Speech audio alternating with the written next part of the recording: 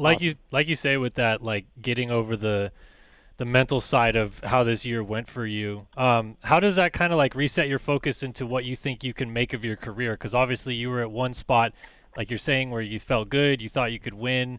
You're still recovering from this injury, so you don't really know fully where you're going to be at yet. But like, can you go into this year and maybe even like lower your expectations and be okay with that mentally?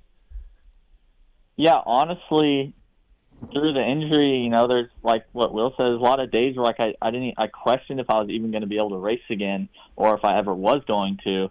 And I've been over that phase, but even just getting back on the bike, I didn't know. I'm way farther ahead now than I thought I would be. I didn't even think I would touch a Supercross track till December, and I've been riding. I rode through all November on Supercross, so I'm way farther ahead than I ever thought I would be, and I'm a lot closer to where I want to be than I thought I would take a whole year of building just to get back to where I was, but that has seemed to not be the case.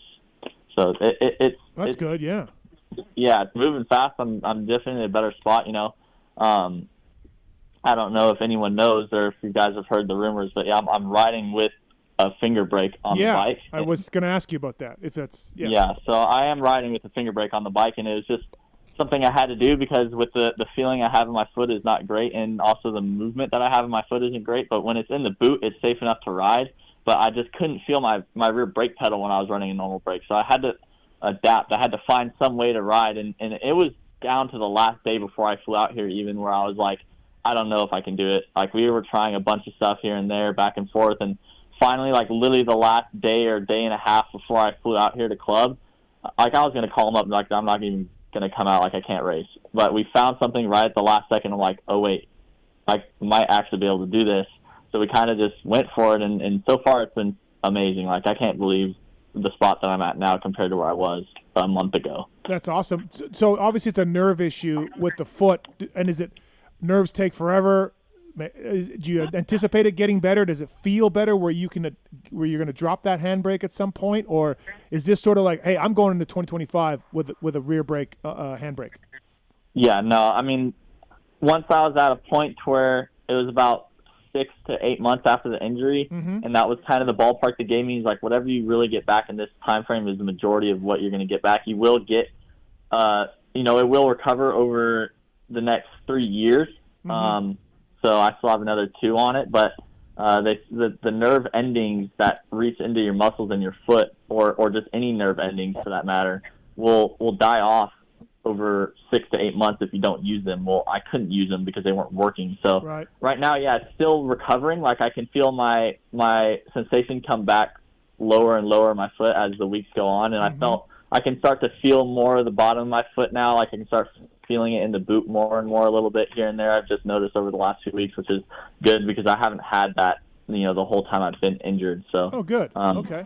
Well, that's yeah, good. It's getting better, and also, like, when I came back, riding Supercross and all the impact, like, all the muscles around my knee and my ankle were just super weak and pretty much dissipated.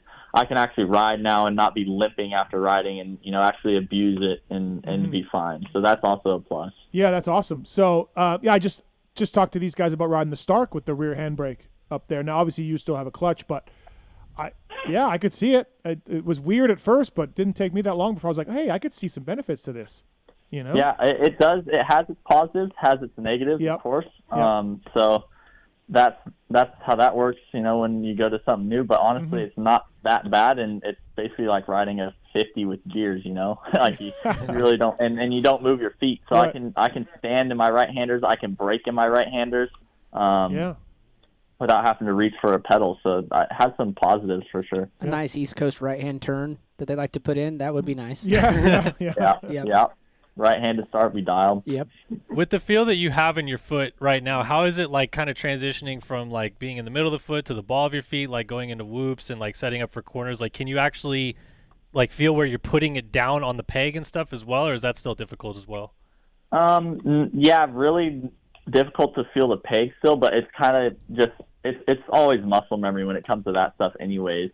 You put a new pair of boots on and you can't feel anything, so but you still put your feet in the right position. So it was at first, when I was first riding, I had to ride the rhythms and everything like really in the middle of my foot because I couldn't really flex my ankle because it had no no strength to hold up, so it would just drop, and I would basically sprain it if I hit a G out too bad, and I didn't touch the whoops for a while, but now I'm getting stronger.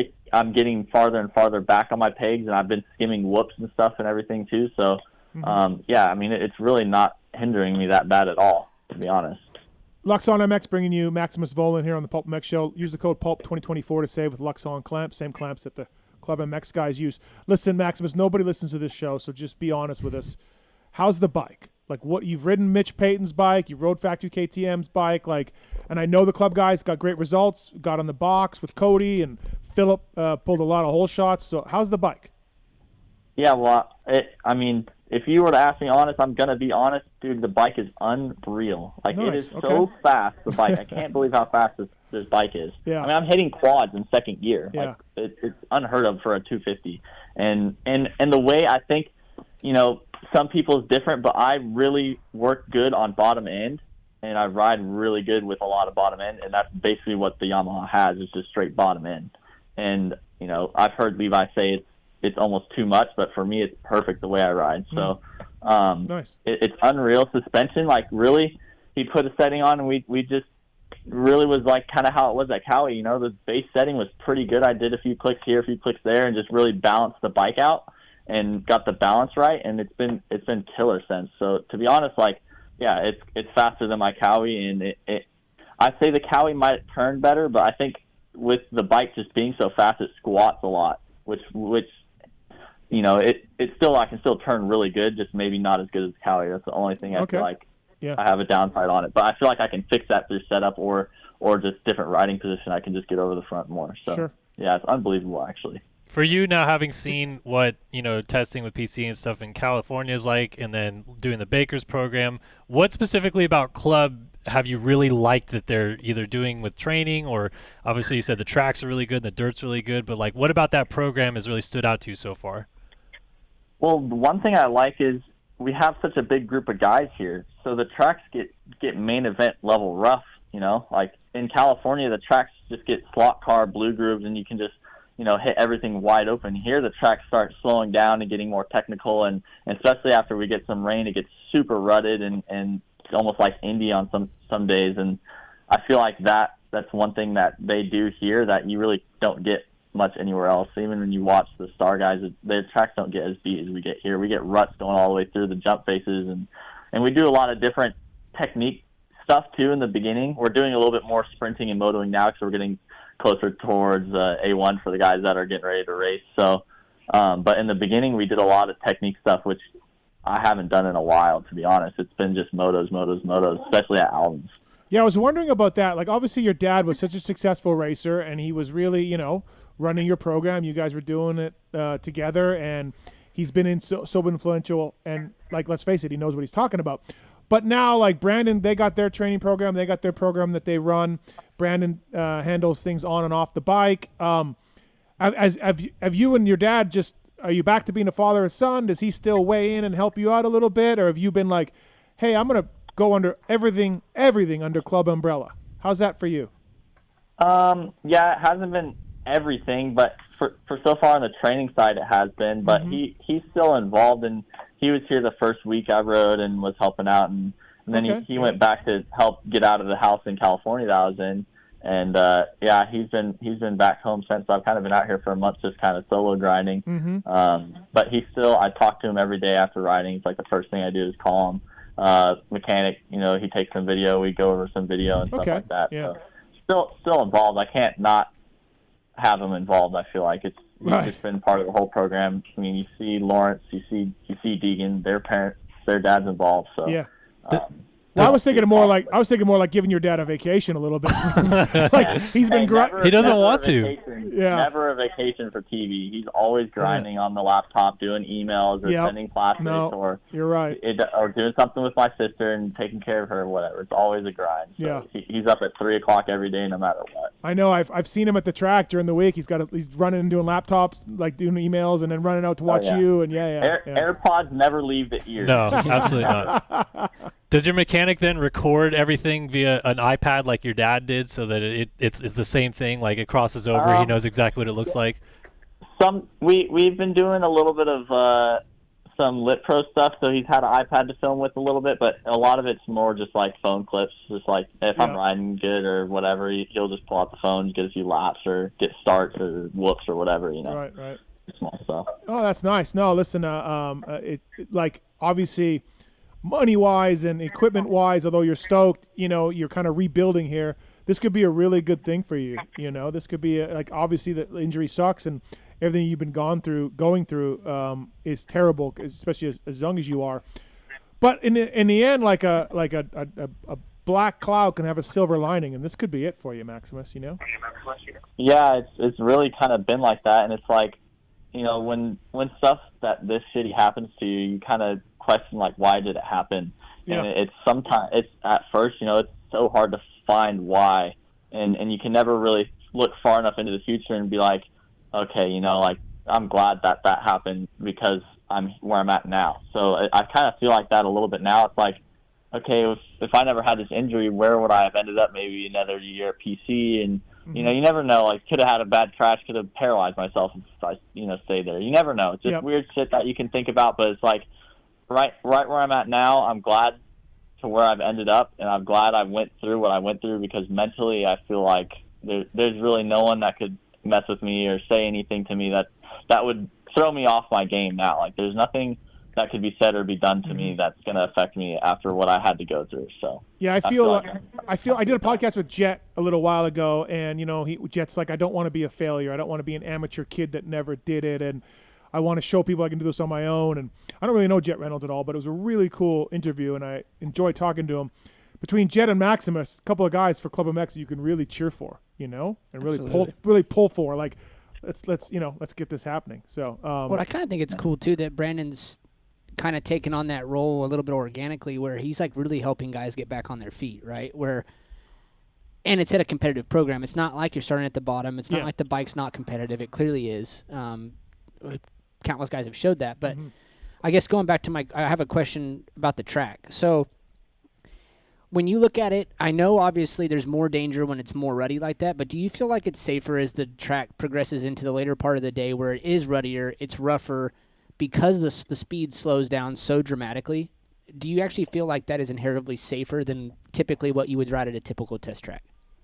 Well, yeah, I mean, you look at the mains that we race, and we're jumping the whoops usually, so it's kind of like the same here. And when you go to jumping the whoops to skimming, at least for me, because I'm good at both, it makes it easier and it makes it safer. And honestly, it depends the guys. Some guys are not as technically sound, and they struggle in those ruddy conditions, and they feel sketchy and scared. But for me, I feel more comfortable. Like today we had rain, and the track really rutted up and tacked up and got a lot more technical, especially early in the morning when it was still kind of greasy. And that's where I feel like I shine, and I feel so comfortable in those kind of conditions. So definitely for me, I feel like I'm in a safe spot. Maybe some other guys who struggle with that don't, but the speed's way lower. I mean, when we started, we're doing, you know, like 58s, you know, and by the end of the day when it's dry, we're doing 52s and sending it. So I definitely feel like when the tracks are slower and techy, it's safer because you're just going a slower speed and doing easier rhythms because you can't do the big rhythms, you know?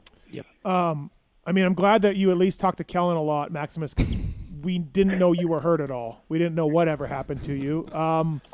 No, but like that doesn't lead me to my next question a little bit. Are you a bit bummed at all the way Cowie or Pro Circuit handled the injury and the recovery and everything? Like, was everything cool with that? And I'm not saying it like saying there was anything bad. I mean, we never heard anything PR-wise. It was kind of ridiculous that Cowie never put out what happened to you. We all knew, but we never got word. And I was actually told by somebody with a green shirt that you'd be back soon. And I'm like, oh, okay. Like, you know, like, okay. Like, say halfway through Supercross or something like that. Well, that's kind of what I thought, like missing, I think it was San Diego, right? Where I was like. Yeah, it was before San Diego? I think so. Yeah. And I was like, oh, to me, it was presented like it was like vague. Like, it could be 1 week off, be back the next weekend type of thing. Yeah, but Maximus, for you, are you bummed at all the way that was handled, or was everything okay? Not so much bummed. I mean, yeah, honestly, that rumor was really kind of came from me because at first it was like my first hip injury. You know, I felt fine. I was out of the hospital on the day after surgery and was walking and already starting my training, but my nerve was just off. So it was kind of then when it turned on again, when it started firing back up, that's when all the problems happened. But yeah, I don't have anything against him, but I feel like a little bit of a chip on my shoulder. Like, yeah, I kind of want to beat his guys now because there's been some years he's given some guys a lot of opportunity after injury, but it's only 1 year for me and I'm gone. Like, okay, I maybe a ride for him again in the future if I do good, but it makes me want to beat his guys more for sure. Yeah, Mitch told me at one point he wanted to keep you, and then I don't know whatever happened, but but I think Mitch was a little bit involved on the injury side of trying to help us get good doctors, and I think he kind of got a taste of how bad it was, and I'm pretty sure he never even thought I would touch a bike again. Yeah. So that's probably what caused it. And then then if you're like that, your spot's given up quick, and then you're done. Well, some motivation for you for sure. Absolutely. Kellen, anything else for your friend Maximus, or No. you did get him on the show tonight, Kellen? This was all you. Well, I made it out of Kellen's basement. That's Here we awesome. go. That's great because we were worried about that. Yeah. Well, cool, man. Hey, good luck. Thank you for calling in tonight. Again, pulling for you, cheering for you to get back to where you were. And man, thanks for the time tonight, Maximus. Yeah, thanks for having me on, guys. Cool. Yeah, you're. Best of luck. All right. See ya. Yep. Later. Bye. Was that a video game thing? Don't worry about it. Okay. All right. Moving on.